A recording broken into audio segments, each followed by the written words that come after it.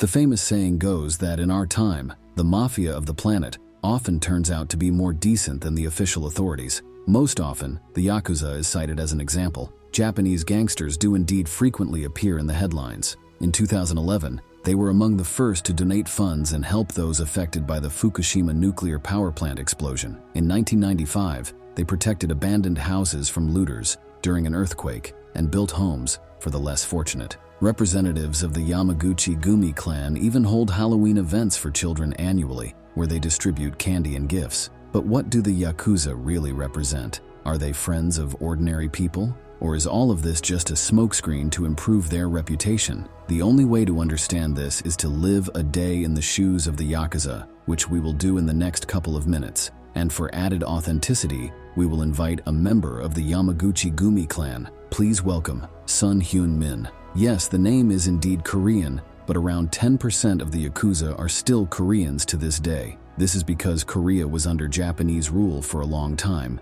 and since gaining independence, Koreans in Japan have been considered second-class citizens. However, the two countries are located very close to each other, and it is logical that there is migration between them. It is also logical that Koreans who came to Japan and felt the cold attitude of society turned to illegal business. Therefore, the fact that our son, who has been living in Kobe, joined the Yakuza in 1953 is not a miracle, but a quite common situation for that time. Moreover, the Korean War is going on at that time and his homeland is in chaos. However, he had not been there for 10 years when, as an 18-year-old, he arrived in Japan and joined the Yakuza. Our son is a Kyodai Bakuto. What does this mean? Kyodai is a rank in the strict hierarchy of the Yakuza. The closest translation into Russian is elder brother. Roughly speaking, it's an equivalent to an army sergeant, someone who is not the lowest soldier, but does not make especially important decisions. He has a couple of young Kyodai in his subordination, which in turn means younger brothers. The Yakuza has survived for 4 centuries precisely because every member knows their responsibilities. Lower-level gangsters work in collaboration with younger and older brothers, where the older ones teach the younger generation the trade. This is what our son is involved in. However, Abakuto means that his main area of activity is gambling. The Yakuza has 3 similar directions. Besides Abakuto, there are Takiya and Gorentai gangsters. Takiya mainly trade in counterfeit goods and engage in extortion, while Gorentai are the heavy artillery, overseeing drugs, prostitution, and brothels. This group is considered the toughest, so our son is lucky to be a Bakuto. What is Son's job? It's simple and even a bit boring. Not far from the port of Kobe, which is about 1,000 kilometers from Tokyo, in one of the underground premises, he, along with his younger brothers, oversees the operation of a casino. The work is not particularly dirty, since the main clients are American military personnel stationed in Japan. These guys have no problems with money. They also don't have problems with the police. The premises are officially registered under the name of the Oyabun, the clan leader. The Yakuza even has an official office in the port of Kobe. By the way, our son is officially listed there as a cleaner, so his status in Japan is quite legal, and he has all the necessary documents. The quirk is that you can easily find the local Yakuza headquarters phone number in any phone directory in Japan. Even the sign on the building can very well say that it's the mafia's office. This is the reason why our son doesn't hide much while working in an illegal casino during his shift. But why is that? It's all because of the Japanese mentality and centuries of the mafia's existence in the state. During this time, the Yakuza has practically fused with the governing apparatus, and the guys mainly fight on paper. More often, both sides prefer fruitful cooperation. For example, in the 18th century, Japan was going through a period of development, and the country urgently needed labor for road construction. The Yakuza, who caught people in such illegal casinos, would take those who had lost a lot of money and send them to work off their debts on construction sites. A wonderful scheme, isn't it? In 1953, one of our son's tasks is considered to be having heart-to-heart conversations with debtors. They can be physically punished, but more often, those who owe the Yakuza are sent to work. After all, the clan has plenty of work. Right now, the Yakuza controls about 3% of all construction projects in Japan. In 1953, when our son was alive, it was even more significant. All 12 firms servicing the port of Kobe are Yakuza-owned. Just so you know, we're talking about one of Japan's largest ports.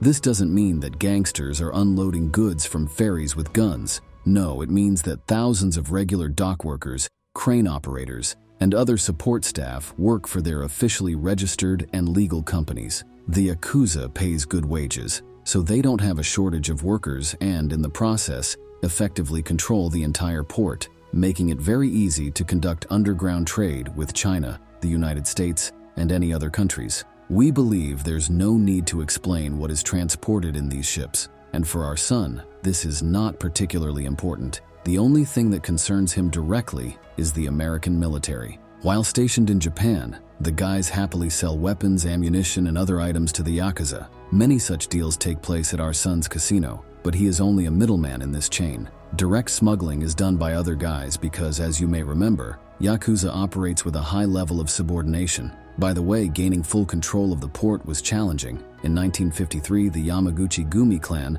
of which our son was a part, was still building its power. Dominance required shedding a lot of blood. However, as we mentioned earlier, the Yakuza's main trump card is its connections with the police. Ultimately, the mafia is beneficial for the police. Consider this. Our son and his friends killed many people before taking control of the port. However, the result was peace in the port, and even pickpockets disappeared from the surrounding areas. Who in their right mind would want to work in an area controlled by the Yakuza? So, in exchange for the mafia's impunity, the police received streets free from crime. Ordinary workers know they can go for coffee or a juice even at night. No robberies, raids, or sexual assaults. Under the watchful guidance of our son, the younger brothers took care of the streets and maintained order. Peace in the city and satisfied citizens are the key to the Yakuza's successful gambling and entertainment business. So, from the police's perspective, they are much better than bikers. Let's move on to more everyday matters. What does our son look like?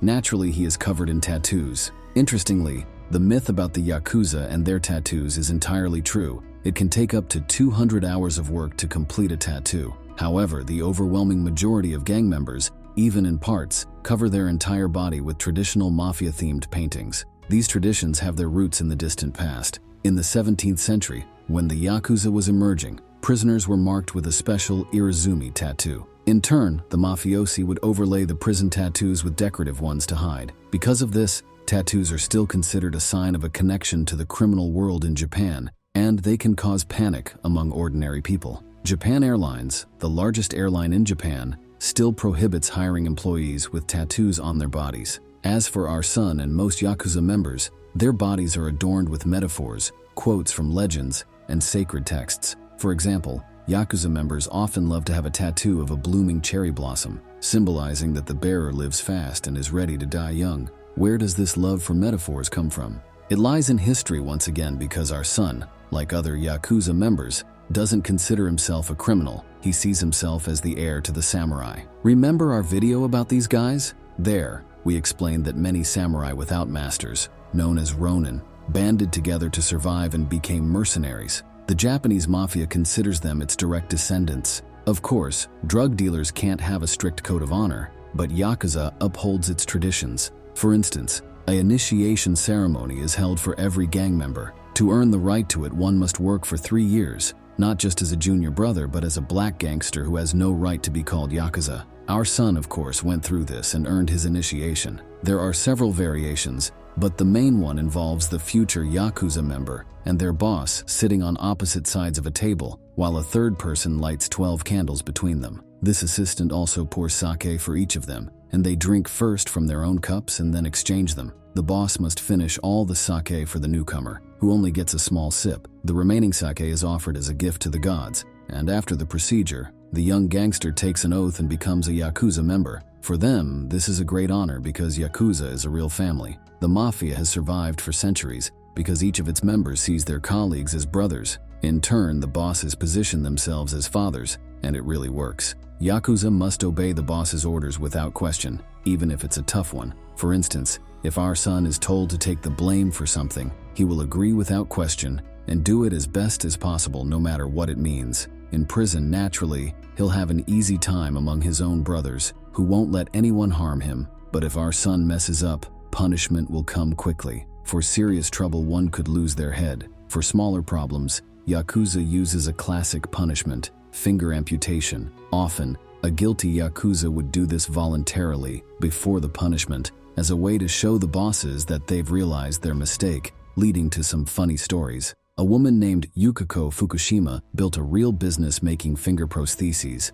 In 1953, there were over 100,000 Yakuza, and even in 2020, this number, by modest estimates, ranges from 30,000 to 60,000. So as you can imagine, Yukiko's products are in demand. Another aspect Yakuza and our son always pay attention to is charity. If a request from ordinary residents of the area is made, there's a good chance he'll fulfill it. Whether it's carrying a couch upstairs, dealing with a noisy neighbor, helping recover stolen property, Yakuza loves helping ordinary people, not because they're good, but simply because it's excellent PR. Ordinary people in Japan regard Yakuza quite favorably. As we mentioned, the Yamaguchi-gumi clan organizes children's parties every year, and on Halloween, all the kids know where to get some candy. Meanwhile, the government understands what Yakuza does but can't do anything about it, just as it couldn't in 1953, because Yakuza is not just a mafia, it's a part of the state. Yakuza has lots of banks, real estate, and 90% of its business is entirely transparent and legal. Yakuza particularly loves managing construction sites, and their dark side also helps in the banking business. Like the Ronin from hundreds of years ago, Yakuza carries out orders and engages in espionage. As the successor to the samurai we mentioned in our previous video, our son can easily infiltrate a bank and help the client resolve any issue. Is this a good thing or a bad thing? Of course it's bad. Yakuza is a criminal organization, but the reality is that for ordinary Japanese people, our son was less of a direct threat than a street robber or a rapist you might encounter on the streets. As we've already mentioned, Yakuza prefers short conversations with them. See you in other videos, friends.